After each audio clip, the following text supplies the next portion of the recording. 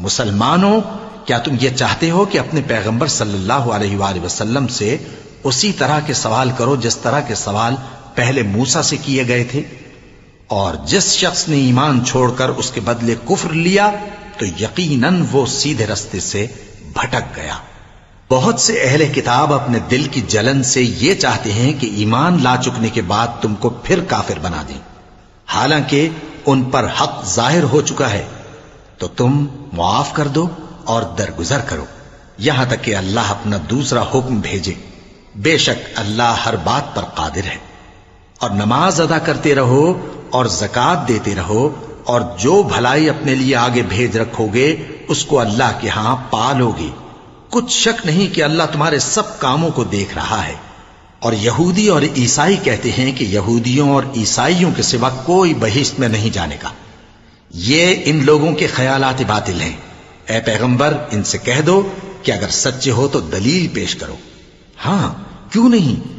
جو شخص اللہ کے آگے گردن جھکا دے یعنی ایمان لے آئے اور وہ نیکوکار بھی ہو تو اس کا صلہ اس کے پروردگار کے پاس ہے۔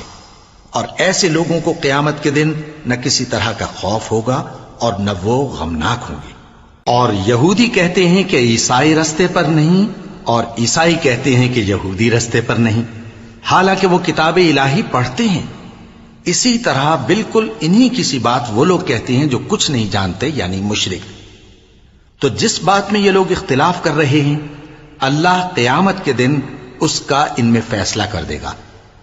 اور اس سے بڑھ کر ظالم کون جو اللہ کی مسجدوں میں اللہ کے نام کا ذکر کیے جانے کو منع کرے اور ان کی ویرانی کے لیے کوشش کرے۔ ان لوگوں کو کچھ حق نہیں کہ ان مسجدوں میں داخل ہوں مگر ڈرتے ہوئے۔ ان کے لیے دنیا میں رسوائی ہے اور آخرت میں بڑا عذاب۔ اور مشرق اور مغرب سب اللہ ہی کا ہے، تو جدھر بھی تم رخ کرو ادھر ہی اللہ کی ذات ہے۔ بے شک اللہ صاحب وسعت ہے، باخبر ہے۔ اور یہ لوگ اس بات کے قائل ہیں کہ اللہ اولاد رکھتا ہے۔ نہیں، وہ پاک ہے، بلکہ جو کچھ آسمانوں اور زمین میں ہے سب اسی کا ہے اور سب اس کے فرما بردار ہیں۔ وہی آسمانوں اور زمین کا پیدا کرنے والا ہے، اور جب کوئی کام کرنا چاہتا ہے تو اس کو ارشاد فرما دیتا ہے کہ ہو جا، تو وہ ہو جاتا ہے۔ اور جو لوگ کچھ نہیں جانتے یعنی مشرک، وہ کہتے ہیں کہ اللہ ہم سے کلام کیوں نہیں کرتا یا ہمارے پاس کوئی نشانی کیوں نہیں آتی۔ اسی طرح جو لوگ ان سے پہلے تھے وہ بھی انہی کسی باتیں کیا کرتے تھے۔ ان لوگوں کے دل آپس میں ملتے جلتے ہیں۔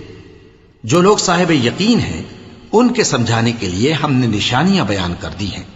اے پیغمبر، ہم نے تم کو سچائی کے ساتھ خوشخبری سنانے والا اور ڈرانے والا بنا کر بھیجا ہے۔ اور اہل دوزخ کے بارے میں تم سے کچھ پرسش نہیں ہوگی، اور تم سے نہ تو یہودی کبھی خوش ہوں گے اور نہ عیسائی، یہاں تک کہ ان کے مذہب کی پیروی اختیار کر لو۔ ان سے کہہ دو کہ اللہ کی ہدایت یعنی دین اسلام ہی ہدایت ہے۔ اور اے پیغمبر، اگر تم اپنے پاس علم یعنی وحی الہی کے آ جانے پر بھی ان کی خواہشوں پر چلو گے تو تم کو اللہ کی پکڑ سے بچانے والا نہ کوئی دوست ہوگا نہ کوئی مددگار۔